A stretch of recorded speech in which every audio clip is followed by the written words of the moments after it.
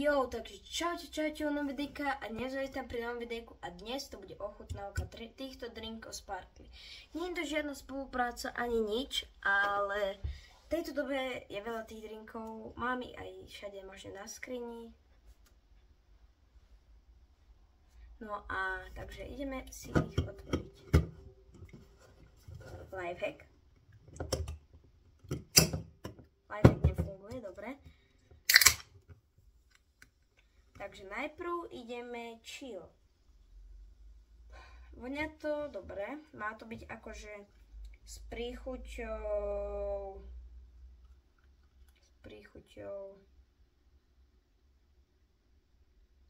Dobre, teraz to má byť príchuť nejaká modré ovocie.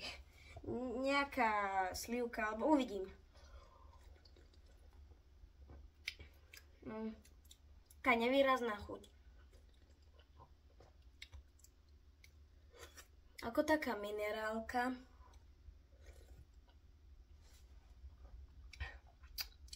Neviem ani k čomu by som to prirovnal.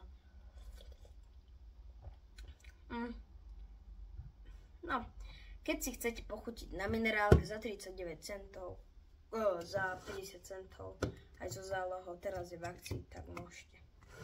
Ideme ďalej, to je Hype. Takže tamto bolo chill, toto je Hype. Dobre. Toto už má takú trošku výraznejšiu príchuť, ale stále je to také nevýrazné.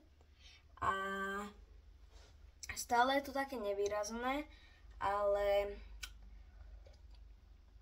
je to ako pomarančová príchuť. A na konci je cítiť takú trošku, na konci je proste cítiť taký kokosový nádych to má a fun.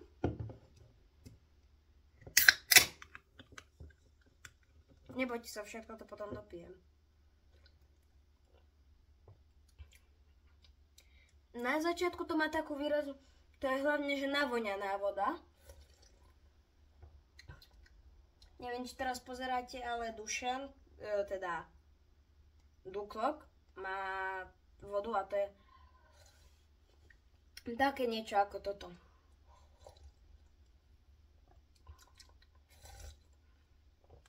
Má to byť akože taký, nie že citrón, taká citrónová minerálka, taká jemná. Počkaj, teraz som zbadal, že tu sú aj príchute. Počkajte.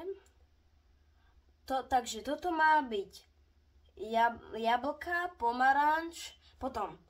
A toto má takú fun, je jablko, pomaranč, banán, ananás, citrón, broskyňa, kiwi a mango. Je tam cítiť na konci taký ten banán aj všetko možné. Toto je jablko, pomaranč, banán, ananás, citrón, brosky, kiwi a to je to isté.